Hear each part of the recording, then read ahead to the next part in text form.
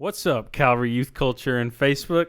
What I'm here with my boy David Useda, Chloe What's up? Andrews, and Cecily Schwartz. Hello. It's so good to be back live. I feel like, we do this show once a month, but I almost feel like we need to do it more often because I miss doing it when we're not doing it. Yeah, there's a high demand for this show, Exactly. and we might actually start uploading it to pay-per-view too. Here's the thing is, I feel like after tonight, after we're done with Chloe and Cess, it's going to be even like higher demand. We're about to reach like half of Centennial High School because The goal. Chloe's the most popular person in that school. Hey. Hey, let's get it. So you guys already know me and David, but just to recap, I'm Pastor Turner. I'm the student pastor at Calvary Church with Calvary Youth Culture. And David, why don't you go ahead and introduce yourself? Yeah, my name is David, and I am the worship leader at CYC at Let's Calvary go. Church. Yeah. Let's go. Chloe, what about you? Hi, my name's Chloe Andrews. I go to CYC. I'm a student at CYC. I go to school at Centennial High School. I work at Bahama Bucks, but Hey. whenever I'm not at school and work, I'm probably up at the church. Yeah. So What are your hours at Bahama Bucks so we can swing through? right now, like my next shift or Yeah, what's your next shift? Friday, I work Valentine's Day. Hey, let's go. Cute. Is it like mention my name and you get 20% off type thing? Just If say I like sent you. I might be able to slip you a coupon. Oh Okay, snap! All right, we in there. All right. All right, this show's done. Let's go. No, I'm just kidding. All right, Cecily, what about you? Hi, I am Cecily Schwartz, and I'm the head pastor at Calvary. Just kidding. That wouldn't be good. Pastor Tommy right now. Yeah, I would get nervous anytime I would speak like I'm nervous right now. But anyway. Sorry, Cess, you're good. I'm Cecily Schwartz. Currently, I'm a child records assistant at Covenant Kids Family Services. Hey, shout out foster care. Yeah, that's right. Like So- Kyler said, hey.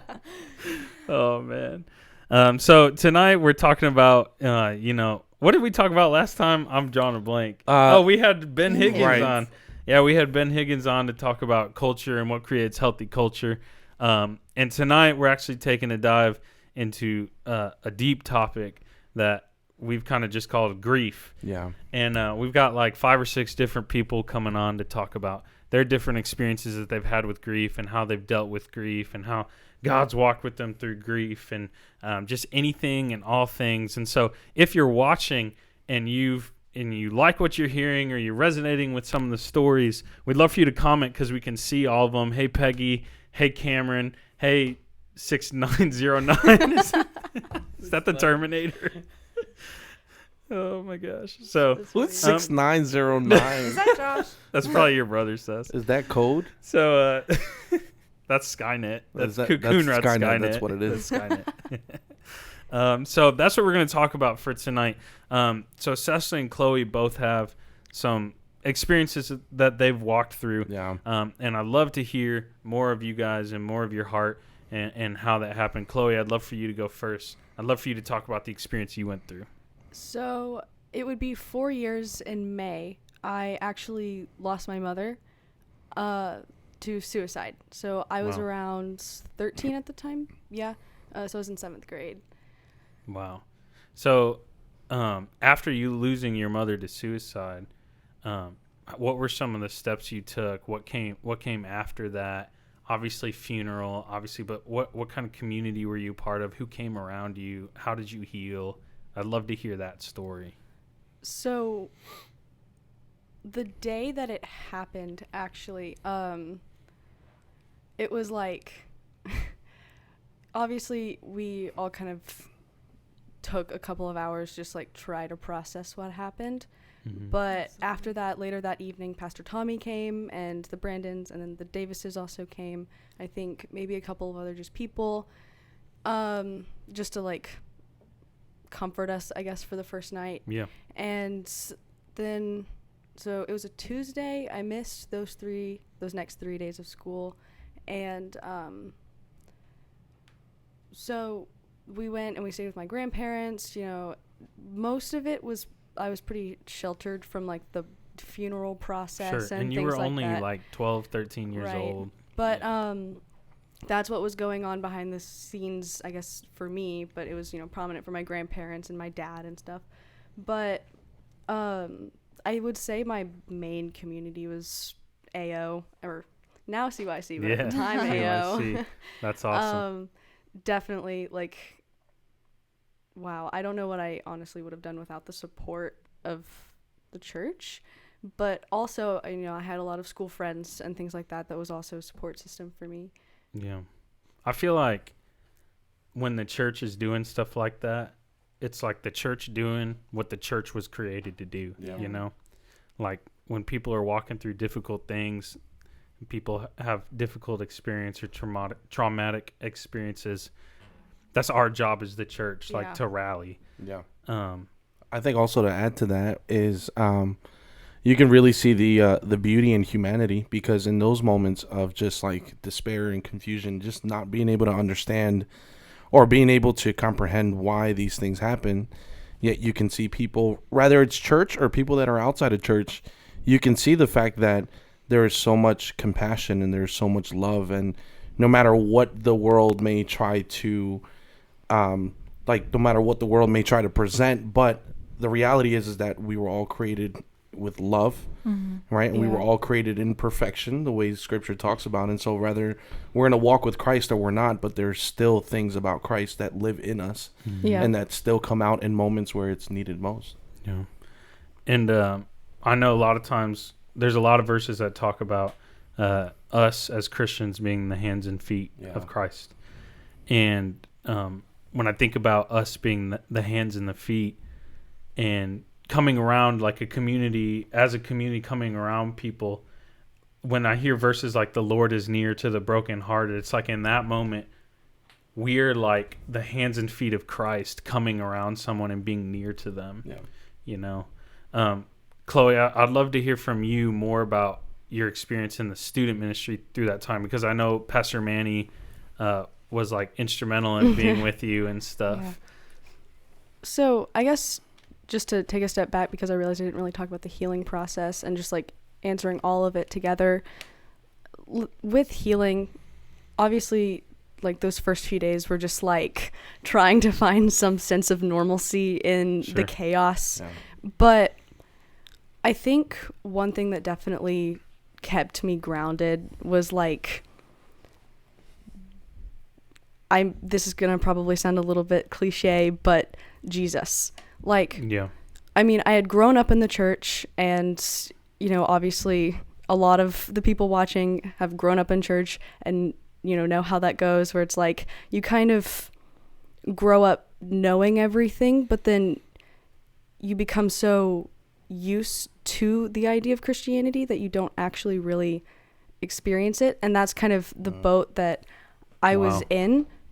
And I can, through this experience particularly, I can like pinpoint the exact moment where I finally got it, where I finally got what, Jesus coming into your life and healing is, That's where so you good. like accept really Jesus meant.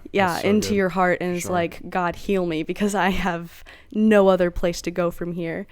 And because like whenever something like I guess for lack of better words, a disaster like this happens in your life, it's really easy to be angry. And so easy, of course, I was angry, but even my, like, I don't know, 13-year-old self was like, I don't want to be angry at God. I don't know, there was just something deep within me that was like, I feel like that's not what I should be channeling my energy towards. And so it's going to sound a little bit cheesy, but I can seriously remember strongly thinking about how angry I was at the devil. That's and real. at the enemy. But that was just something that, like, I don't know, got me through, was just knowing that it's not necessarily God that's just sitting here and like doing everything to me, and that's the reason why I'm suffering. It's just like, these are things that is life, and things like this happen to everyone, and I'm not the only one that's going through these types of situations, I guess. Sure.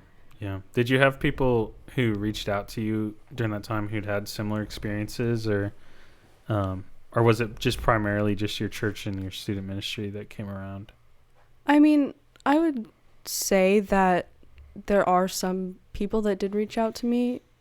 At the time, I can't specifically remember anyone that like was there that had gone through something similar. But like over time, I have made friends with people who have gone through similar situations, and like that's like a connecting point with them, is that they've also lost a parent and things like that, where it creates a different kind of friendship whenever you can relate with someone over that situation. Yeah, I think that's one of the most powerful parts about walking through something like this, is it gives you a testimony, right? Like it gives you something that you've overcome, and then you can share with people who are also walking through a similar experience. So before we transition to Cecily and your story, I wanted to just give another shout out to Kyler and 6909. Still have no idea who that is. Laura. What's up? Oh yeah, your girl Laura. What's up, Laura? Coach Wager, Kyler Orr. Is that one of your homies, Chloe? Yeah. Hey, Kyler. And obviously Haley and Mal. Yeah. We see y'all up there. So as we transition to Cecily's story, kind of different from Chloe's, but similar in the aspect of you walked through something very difficult, the death of someone close to you. I'd love for you to share about that. Yeah, so let me just say that I kind of struggled with not doing all of the research, not trying to find the most perfect quote that would leave you thinking, or the most perfect scripture verse, or the Sunday school answer. What I kept coming back to was the fact that all of those things are still going to be there for people to see at the end of this. And what people are going to benefit from in this moment is me just being real and honest and opening up about go for it. This experience. So I guess a little bit about Hannah is she was a best friend that I made in high school. She was awesome. She was someone who was really upfront and honest and sassy, but was also sweet, and she would deliver hard truths in the most tenderest way. And like Pastor Tommy had mentioned before, she would know me, but then she would know me. Like KNOW, she knew me, and then she would know me whenever the time was right. Like, girl, you're stepping out of line. You need to chill. Yeah. We all need those types of friends. Yeah, for sure. So for me, man, So what happened to Hannah? What? We had just gotten back from our honeymoon after our wedding, where Hannah was the maid of honor. And, I was just babysitting, and Turner came up to the door, and you told me the news that she had tragically passed away in a car accident. Just random fluke thing that at one moment she was there and was my best friend and was a huge part of my life, and then in another moment, just a breath, she was gone. And what was so I just had a very 90% of the grief is yours, 10% me, obviously, because she's your best friend. But what was your gut punch reaction there in the house when you saw me? The look on your face said just like something was wrong. For a quick second, I thought you were just there to like have dinner with like the family, because I'll just do that sometimes. Well, they even like, they were like, hey, he's a cool guy, like let's get to know him. And I'm like, guys, don't forget about me. And I just drop in on Cecily's work all the time. I used to just crash. That's so funny. But anyway, I just have never felt so drowned or immediately empty in a moment. Like, just there was nothing. I remember, I think I just said no like 20 times in a row, like no. Like, you fell on the ground. No, I think you've got it wrong. Like, that can't be her. She's Hannah. Like, she only has a semester left of college. She's going to be a teacher. She is about to be engaged, and she has like this awesome future ahead of her.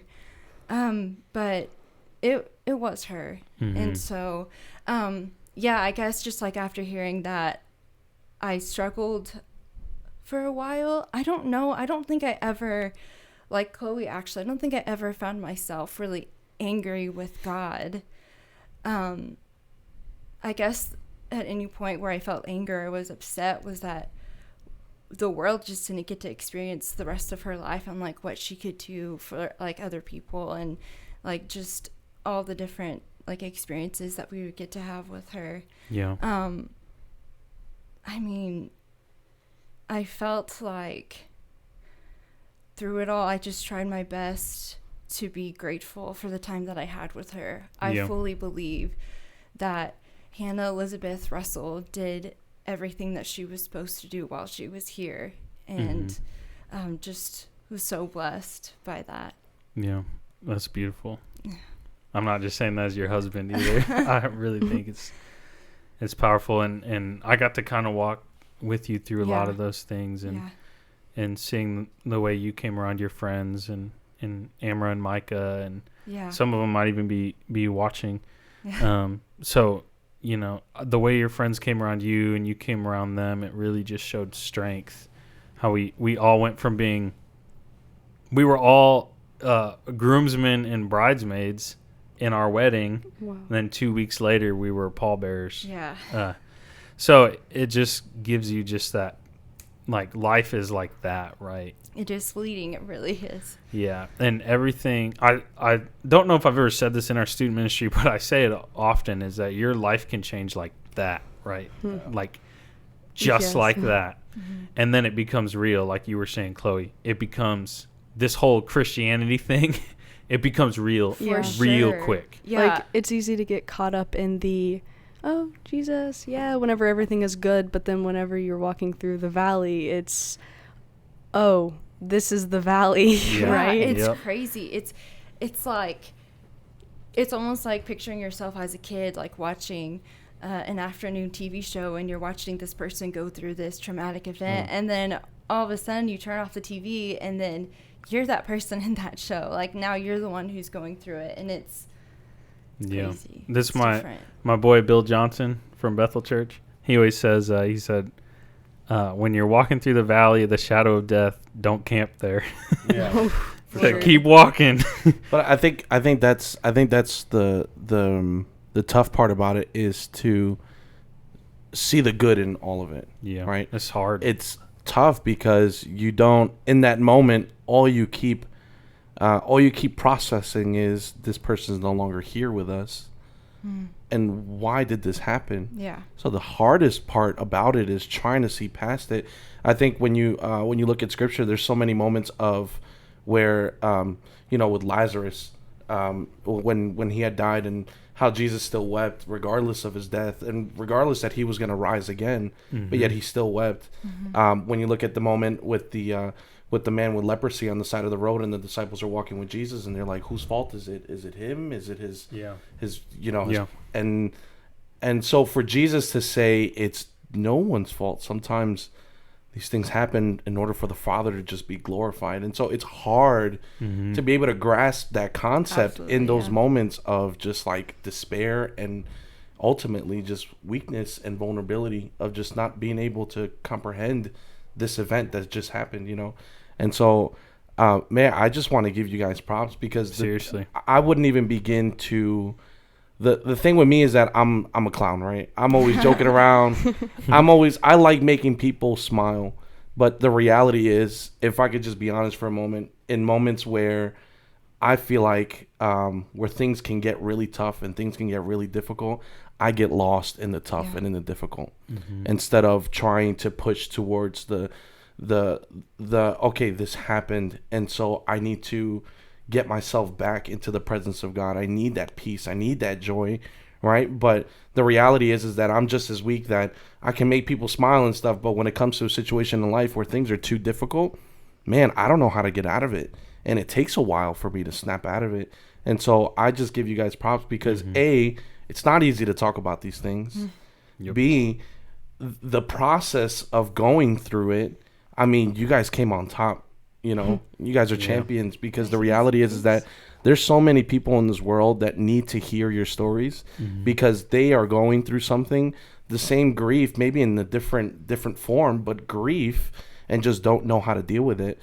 And so I'm just praying and I'm believing that there's people hearing this right now and they're just taking it in and they're understanding that there is a way to get through this. Yeah. And there is a way to find peace and there is a way to heal, you know, and that's Jesus. Ultimately, it's Jesus's peace. It's his mercy. It's his grace. It's everything that we need for us to feel warm again and feel wanted and to be able to feel like, man, things are going to be okay. It's tough. It's rough. Yes. But things are going to be okay. Yeah.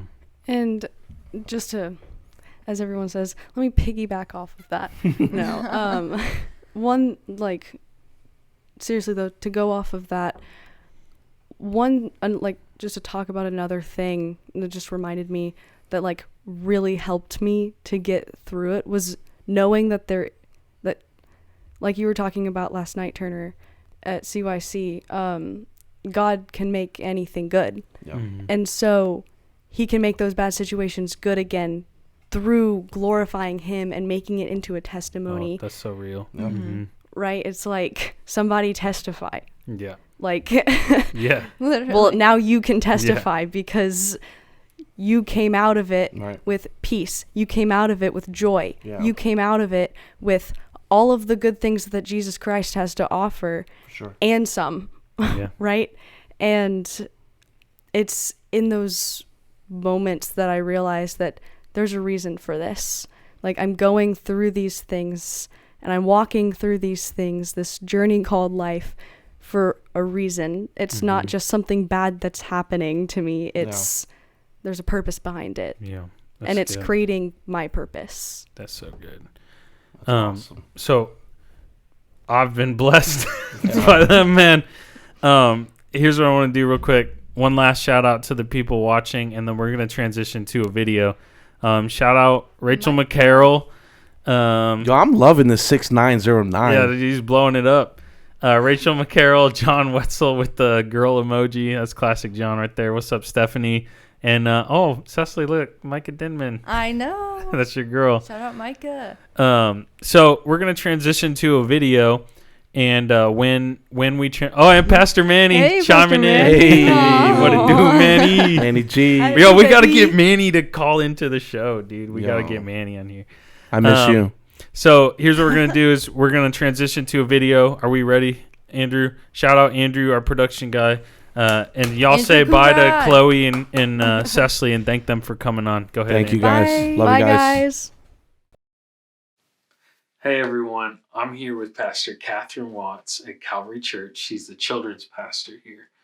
You just got done hearing from Chloe and Cecily about the situation they went through and how they dealt with the grieving process. And Pastor Kat actually has a similar situation that she's going to share with us today. So Pastor Kat, I'm so thankful that you agreed to this. I know you're nervous right now a little bit. And that's okay. I'd love for you to talk about what your experience was from this past summer. All right. So before I go into it, I feel like I should preface with the fact that I am a child of God. I am a Christian. And I believe this circumstance would have been handled completely different if I weren't a believer and if I weren't filled with God's Spirit. And I'll go further into that. So this past summer, we were at the end of the spring, we found out we were expecting, but we didn't tell people yet because, there's that whole like wait to tell people window until it's safe. And then there was one day, like a Tuesday, I had really sharp pain. And so we went to the ER and found out that the pregnancy might not be viable. And that word, like they used it all the time. It's so funny how when you have like a traumatic experience, little things like that'll stick out to you, like a word. Like a word, just or a like word. a feeling, yeah. Yeah. So I just remember that night when we were in the ER, actually, I had taken a home pregnancy test and it was positive, but when we went to the ER, they were like, "You're not pregnant." And so then they're like, "We're going to test you for some other stuff." And leading up to that, I had some cysts growing on my ovaries and in my fallopian tubes. And so there was that scare of it being something else. And then they did an ultrasound and found out that I was. And I remember in the ultrasound room, the man was like, I pray for this happy little thing inside of you. And it was like so like awkward. Yeah. But I felt like in that moment I was like, something's not right. Mm-hmm. And then our doctor was like, hey, we need to see you. And so for once a day, every week, we had doctor's appointments and we'd have to go in and they were monitoring. And the week. Is it the week before VBS or? No, it was the week of VBS. I was trying to figure out how I was going to word this. Mm-hmm. So leading into VBS, and this is where I believe being a Christian and being a child of God makes a difference. Mm-hmm. Throughout this entire time, there's that uncertainty of, okay, what's going to happen? But the doctor was still like positive, not giving false hope, but also not giving like fear. And I think my doctor was incredible. I love Dr. McLeland. Shout out to her. But prior to, or like you said, that week was VBS. Mm-hmm. And the week of VBS, that Monday, was the Monday that was like, hey, I'm going to need a second opinion. I want you to go visit another doctor. And so that Monday, I went to go visit that second doctor. And this is where being a child of God and being spirit-filled really made the difference. Because going in that day, I woke up and I had a supernatural peace. I was so at peace. But knowing that this was an appointment specifically for a second opinion about a pregnancy that was not going well. And so when I walk into the room that you spend an additional 15 minutes waiting or whatever, however long it is. It's probably like 2, but it just feels so long. It feels forever. Yep. You walk into that room that I walked into. You sit on that crunchy white paper and like directly in front of me, there is this picture. It's one of those Hobby Lobby type words that says everything happens for a reason. And I was like, oh Lord, here we go. This is where it's going to happen. Yeah. I'm going to hear the official bad news here. And so I turn this way and there's this huge painting of an angel in a canoe boat thing with this little redheaded kid. Wow.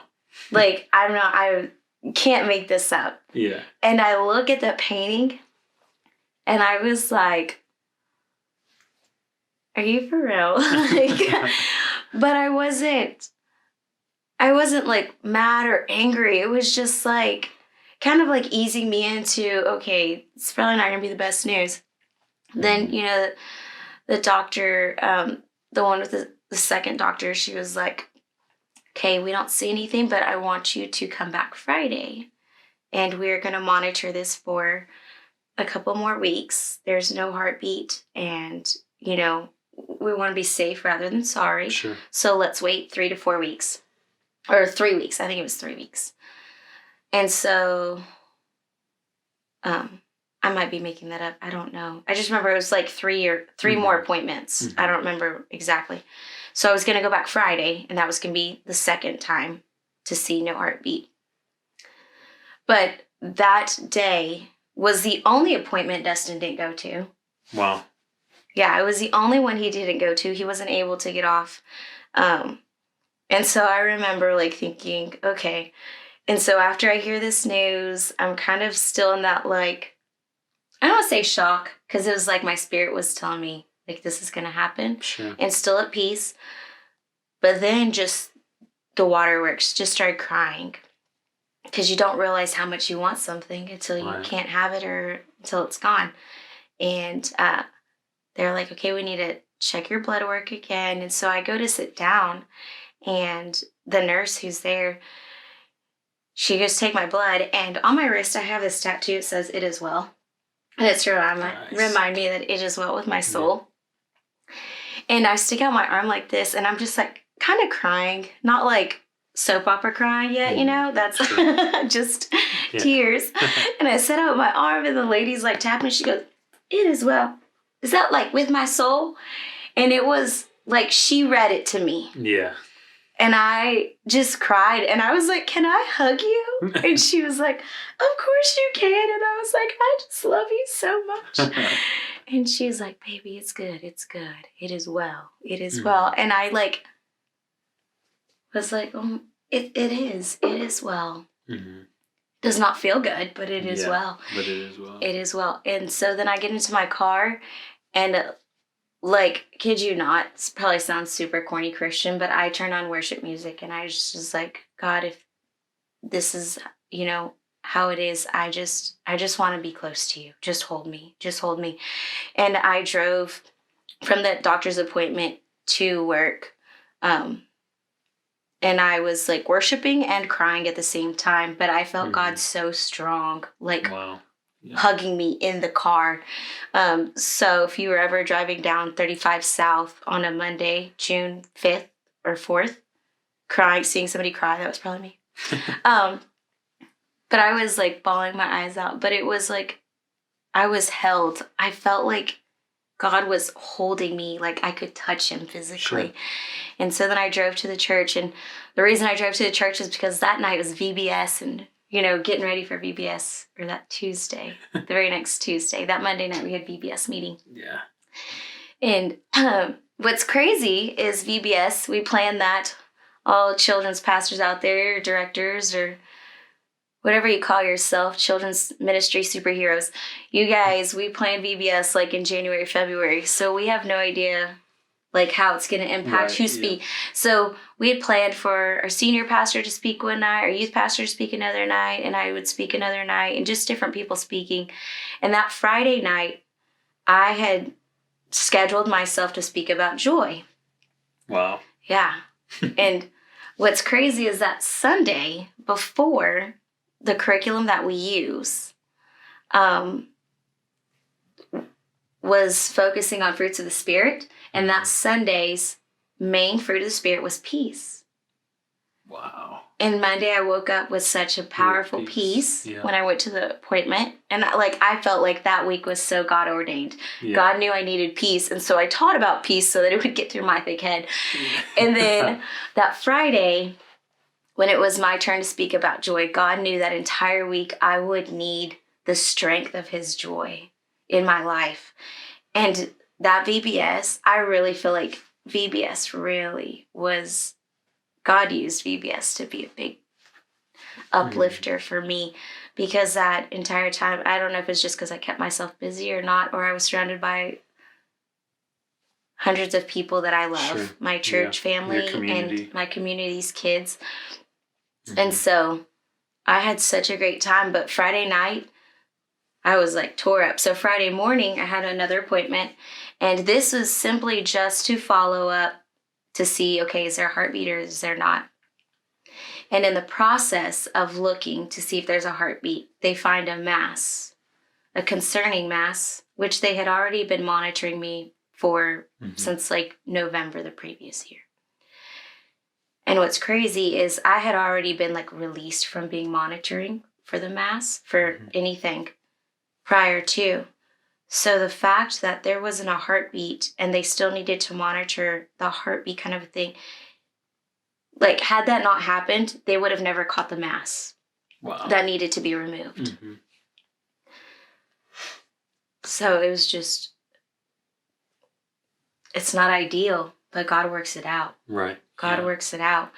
And so that night I spoke about joy and how, like, in the middle of anything, you just have joy. I talked about how Paul was like, "Ooh, we're gonna have joy." In prison. Yeah, in prison singing. And just singing. And it's like, prison is nasty, disgusting. I was like, there's no toilets. I mean, I wouldn't imagine in like the kids ancient. Like, I was like, that's so like, And then I was thinking, this is all for me. Like, this does not feel good. I want to stay home under my covers and cry, but... Yeah. It's so interesting. There's two verses that are coming to my head. The one is that the Lord is near to the brokenhearted. You know, you felt like when you were in your car that he was just... squeezing. Wrapping you up. Yeah. And I love it when the truths of the Bible line up with our reality, right? Because sometimes our reality feels like, wait, well, the Bible says this, but I'm not seeing this in my life. You know how sometimes that can happen. But in this specific circumstance, it was like this earthly realm lined up with the spiritual realm to where it was like, so, I am near to you, Pastor Kat. Yeah, it was so, God was moving before. Like, in my mind, he walked with me through the entire situation. Not only just walking with me, I felt like the Spirit was so strong in me. Yeah. And for those of you who aren't filled with the Spirit of God, the closest thing I can relate it to is like when it's so cold outside and you come inside and you either get a like hot cup of tea or coffee, and the way that it's just warm and soothes you, that is how it felt. And I didn't need a cup of tea or a cup of coffee to feel it. Like, that was God's Spirit just warming my soul. So it was great. And then the next week, whenever they were like, okay, we're going to have like surgery quick to get this out, we had like 5 amazing ladies in our church came to my office after a Wednesday night kids service. They're like, Pastor Kat, tomorrow's your surgery, right? And I was like, yeah, bye. I was like, no big deal. and they're like, no, we want to pray over you. And wow, it's awesome. Like, that same week that I had already had, what's it called? Ultrasound pictures or whatever they're called. Yeah, sure. Of like the mass. Like, it was there. We saw it. Mm-hmm. That Wednesday night after kids' church, the ladies pray over me. That very next Thursday when they go in to take it out, it's gone. It's not there. It's awesome. Seriously, it's crazy. I say this all the time in our student ministry, but I was telling them, you know, your confession and forgiveness, you can just talk to God about stuff like that, but a lot of times your healing from those situations comes from your community. Yeah. And comes from the people who come around you to pray for you and put hands on you. And I'm not talking about even physical healing necessarily. I'm talking about emotional healing. Definitely. And spiritual healing. And your community is what helps bring you through a lot of those situations. Definitely. I mean, because the word says, like, we're overcomers by the blood of the Lamb and the word of our testimony. If there's no community, who are you testifying to? Yeah, exactly. Like, you have to. Yep. I had a friend who was like, you know, how is it? It seems like it's easier for you. And I was like, I think it's because I talk about it with people. Like literally God's word is real. Yes, exactly. It's real. Yep. And like the blood of the Lamb, that's already taken care of. Like, Jesus already took care of that. Yep. That part of the equation, I don't have to worry about. Right. My part of the equation is just sharing the goodness. Through it all. God is good. Like, my entire life, my entire existence, God has never failed me. Yes. Never once. And he's been so good to me. And I didn't realize how common miscarriages were until I went through it, because up until that, I thought I had only known 3 women in my life who had a miscarriage. Mm-hmm. But going through that, I realized there are so many women who go through it. Yeah. And you don't have to be alone. You don't have to go through it alone. There are other women who've gone through it. And it's okay to mourn, and it's okay to be sad. There's a season for it, but don't live in that season, because even the beautiful winter, if you're staying it too long, you're like, this is enough. Like, sometimes it's step into a new season and just, you don't ignore what's happened. Right, yeah. I think, too, about the verse where it says that Jesus endured the cross because of the joy set before him. He endured the suffering of the cross, which is, you know, there's nothing that we can compare to that, you know. But the way he was able to endure it was because of the hope of joy at the end of it. And I feel like that's how how you were. You had that. You even knew I'm speaking on joy on Friday at PBS. I was like, and this is how I can get through this. Oh yeah. I know that the joy is set before me, and I can endure this because of that. Yeah, God's goodness, that so vivid that night, speaking about joy. And I just remember thinking, like, studying about joy in the middle of your prison or your middle of your storm. Like that night I had put examples of like what kids' prisons may be. Like maybe it's your parents fighting or your best friend moving away or your family not having enough money for food or clothes. And at one point I just broke down and cried. Yeah. But it's like God is good. And if you, like, bad stuff is going to happen to you no matter what. So is good stuff. It's going to happen to you no matter what. But if you have God, it makes it that much better and that much easier to get through. Like when he's talking about he's going to lift your heavy burdens, like the heavy stuff is going to happen no matter what. It's just, are you willing to walk with him so he can carry it for you? That's so good. Well, I'm going to wrap this up. I wish we could just sit here and talk for an hour. Obviously, y'all see Pastor Kat is just, I learn from her every time I sit with her and talk to her, and every time. So if you are considering, if you have kids and you're watching this and you want your kids to be a part of an amazing, seriously, the best kids ministry I've ever been around, Pastor Kat, how can they get involved at Calvary Church? What are our service times? What time do you guys meet? Can you help the people watching this know that? Yes. So we have kids services every time we have adult services, except for First Wednesday, because that is a family service. Yes. But every Wednesday, second, third, fourth, and sometimes the fifth Sunday of the month, we have Calvary's Kids from 7 to 8 p.m. And then on Sundays, we have an 8:30 service, a 10 o'clock, and 11:30 service. And I will say our 10 and 11:30 services are much larger because I guess... But thanks again, Pastor Kat. Thank you. Thank you, guys.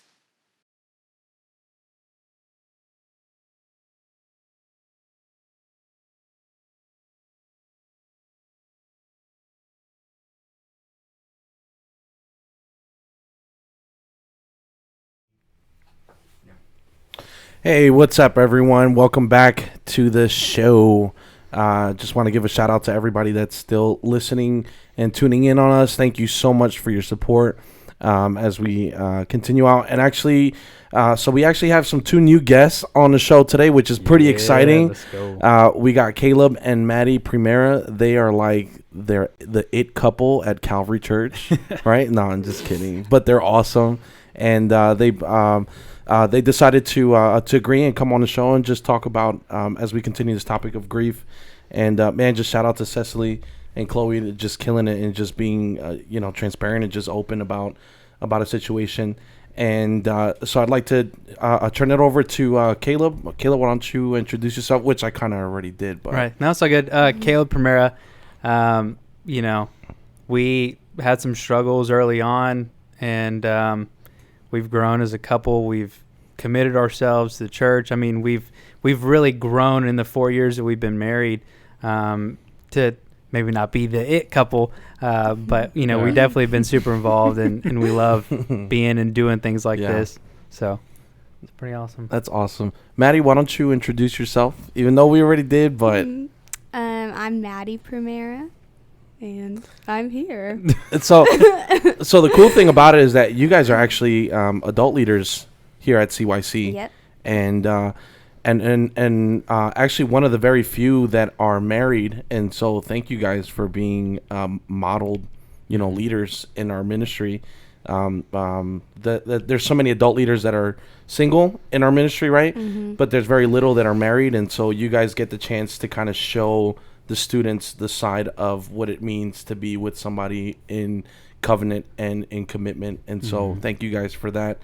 And so I just kind of wanted to jump into just why we have you guys here. If you guys just kind of want to share with us, your story behind this topic of grief and an event that kind of just recently happened as well. And so if you can just elaborate and speak on that. Yeah, Maddie, I'll go and let you start it off and I'll chime in, but that way you can take the floor. Caleb just voluntold. I definitely voluntold her to do it. Maddie got an album. Oh, just kidding. I'm sorry. No. Yes, she's Not got on an album. this, No. Darn the ocean. So basically, I'll kind of like rewind a little bit, Sure. just because it's been more than the amount of time that it lasted for it. I would say that. So since Rhett's first birthday, he's about to be 2, so about a year ago.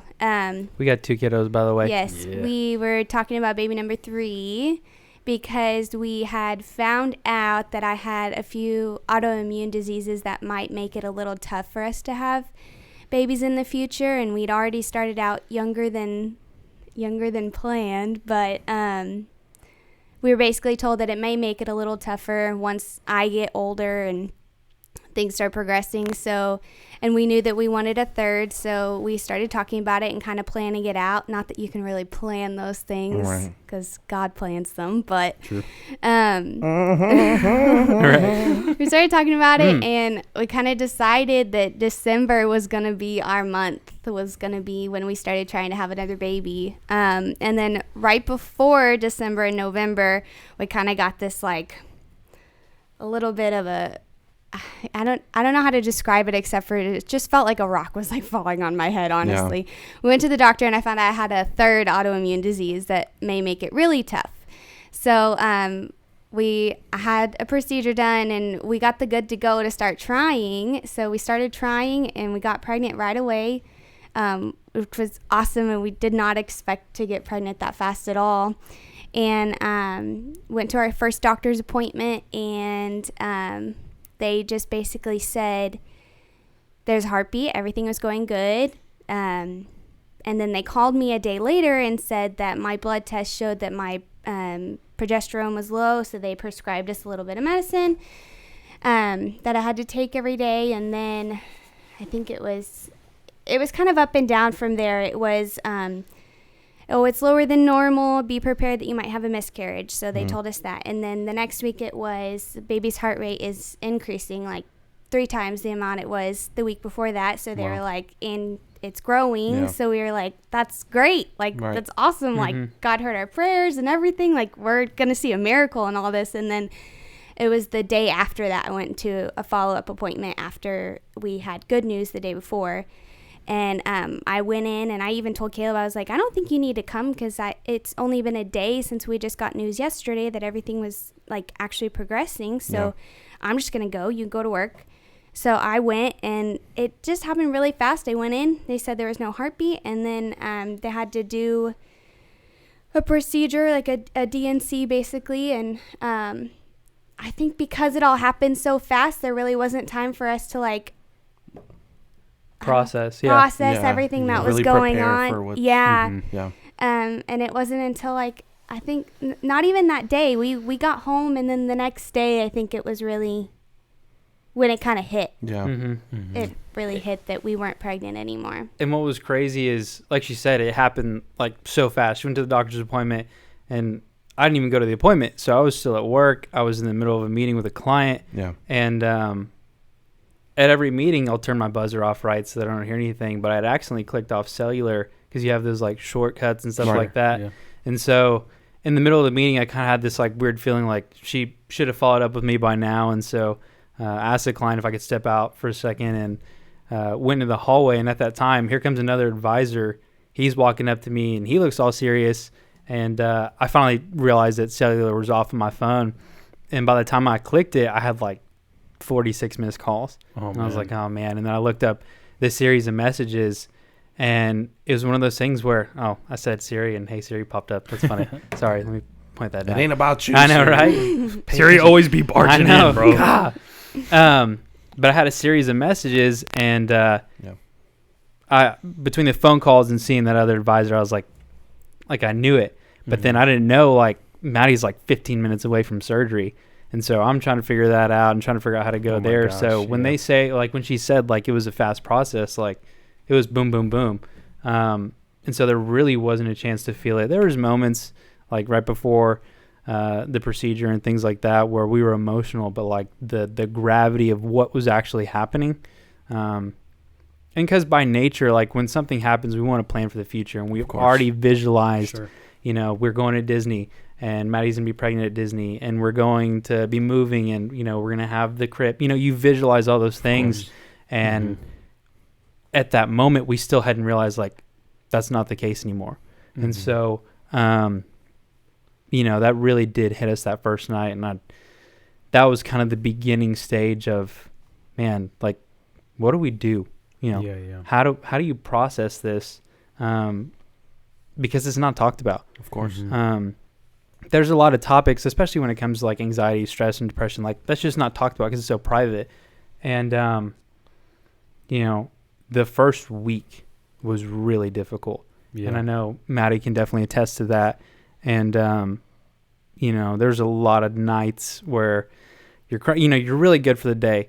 And thankfully my mother-in-law and her mom came in, was like super helpful with the kids, but like there's just only so much that can make it different.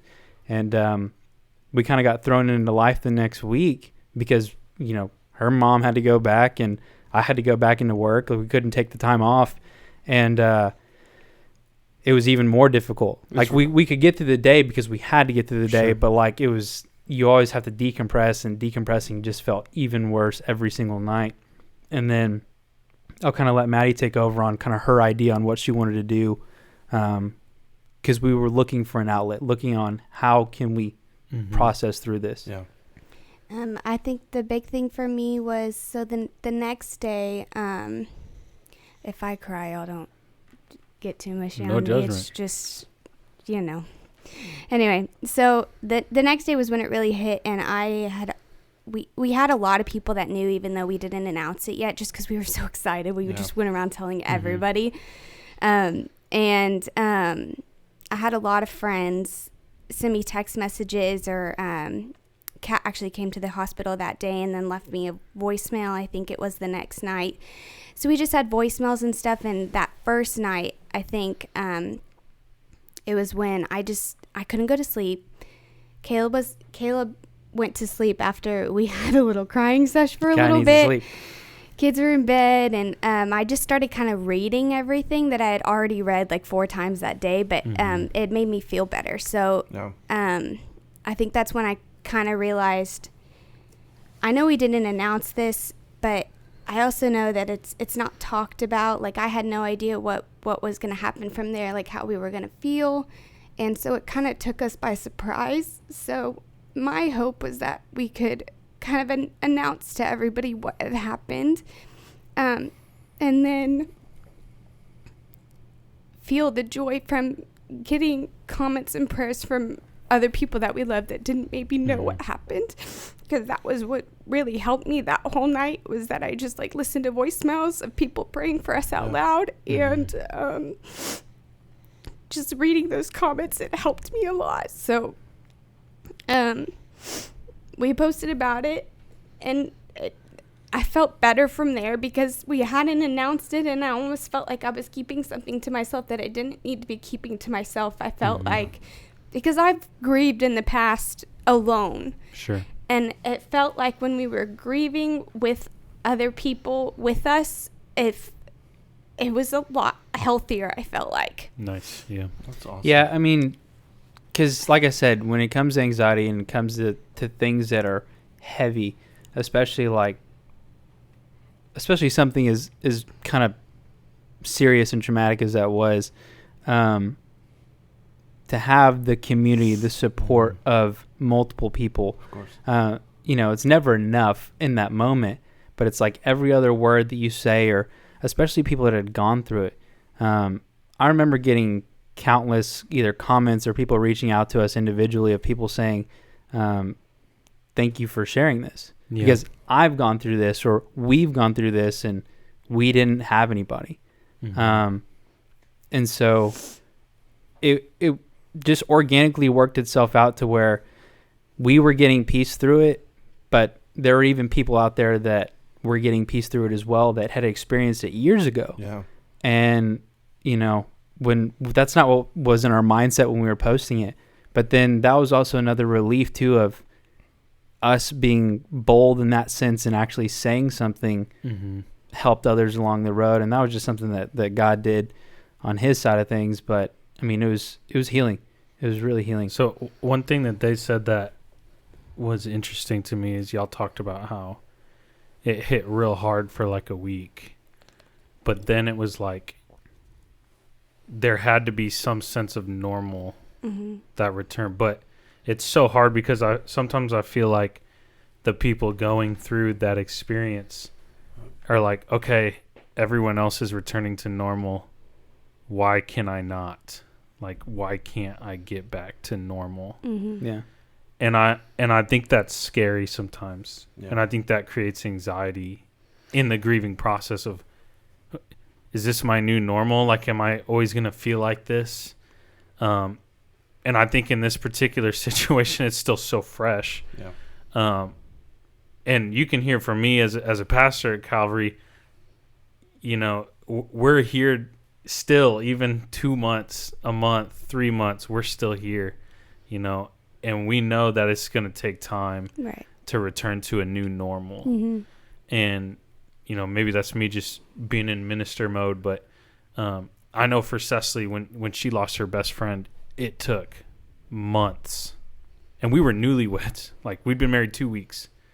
So you go from the high of honeymoon, you know, to death of maid of honor. And so you're experiencing all these highs and lows, and it took us months to return to new normal, if you will.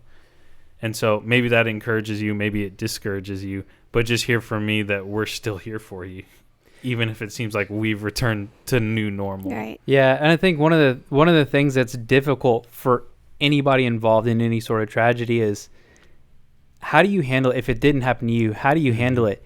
Do you act like everything's normal? Do you not act like, you know, do you continually ask? Yeah. And because if you're on the other side of the table and it happened to you, everybody's going to be different. Right. So I think that's where kind of the stigma comes on when major things like a miscarriage happen, why people don't want to say anything, because they just want to act like things are normal. Or in our case, it was like, well, things aren't normal. So like, right, yeah, we wanted people to reach out. So I think one of the biggest things when it comes to depression and anxiety is being transparent. I've held things in so long. We'll take it even farther back.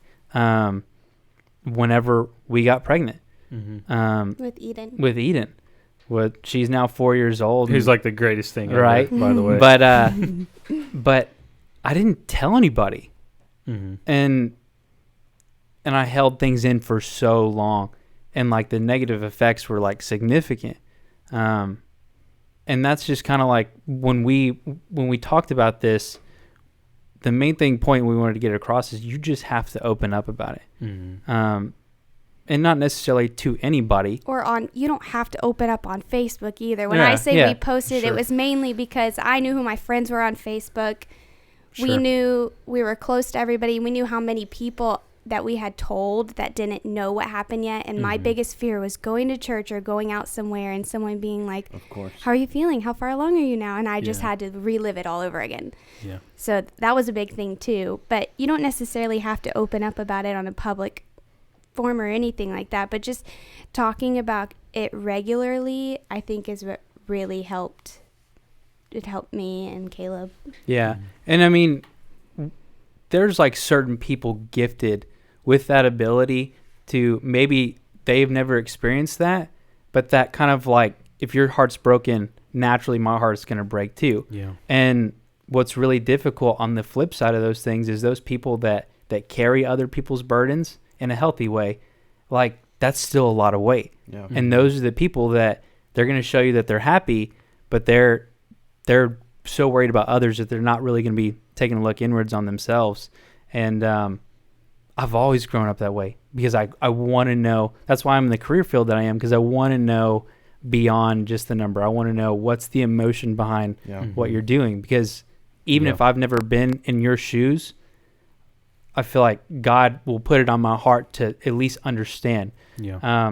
And so when I say like there's people out there that will listen, they may have never gone through depression, or they have gone through depression, or gone through grief of that sorts. Right. But they've been given the gift to be able to empathize and sympathize with you and have the words to say.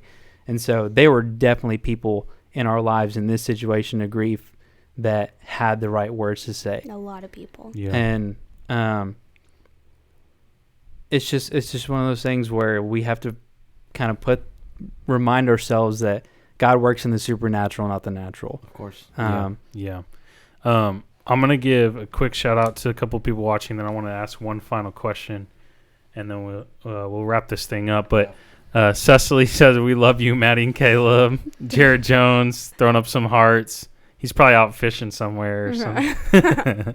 Let's be honest. Also, did y'all see Jared's Instagram post last night? That dude from TikTok with the mustache. Yeah. I thought it was him, but Wait, I thought that was Jared. no, that's not Jared. It looked just like him. That's funny. He looked just like him, though, Oh. right? And Kayla Torres, love you, Maddie and Caleb. So we obviously got some people watching. If anybody else is watching, feel free to give Maddie and My Caleb mom. a No, shout that's out. not my mom. So one last thing I wanted to bring up. Obviously, we didn't hear the interview with Pastor Cat, but people watching on Facebook or other places heard that.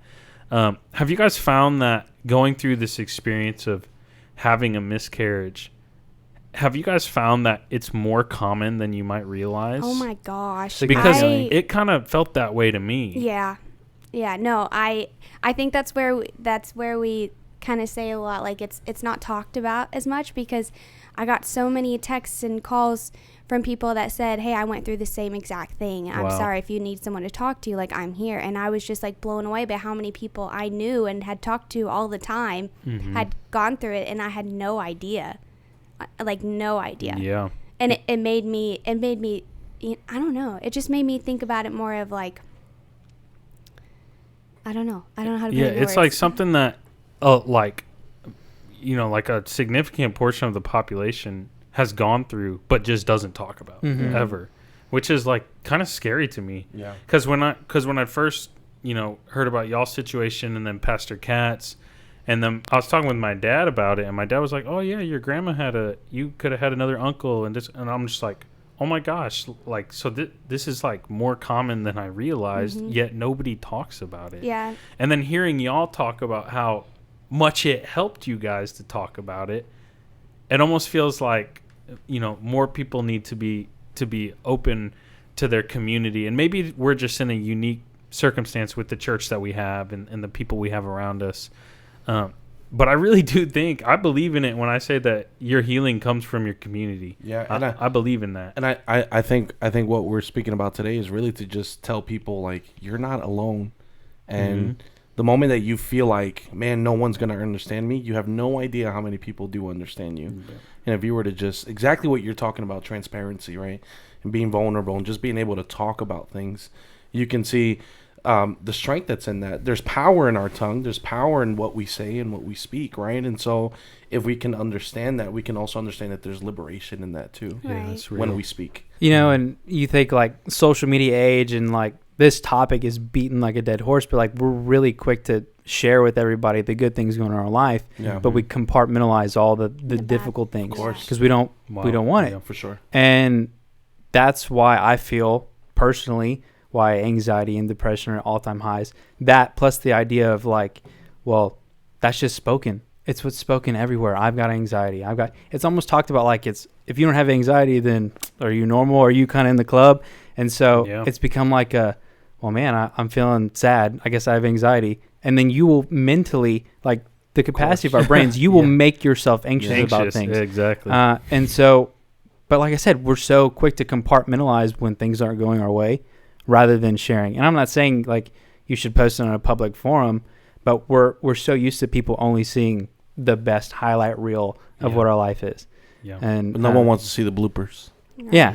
Nobody wants to see the messes up, all the mess ups. Yeah. So to wrap this thing up, Caleb and Maddie, thank y'all so much sincerely for coming on. I'm sure this won't be the only time people out on Facebook and YouTube hear from y'all, because I'm sure you guys will be back on the show. Want to give a shout out, Sarah Briggs. Thank you for the encouragement. Thank you for watching. Mallory Bradley watched from start to finish. She was our first comment impressive. and like MVP. almost our last comment. Heather Webster, do y'all know Heather? That's my mom. That's your mom? That's awesome. and then Stacy, of course, and Ramon G. Ramon, we got to go fishing, bro. We got to go get some fish. So thank you all again. Andrew, we ready to wrap this up, bro? Thank you all again for watching. Thanks, Maddie and Caleb, for coming on. Thank you for having us. Thank you, David. Thank you guys. Love you all. For putting the show on your back like you always do. So, all right. Love y'all. See you in a month.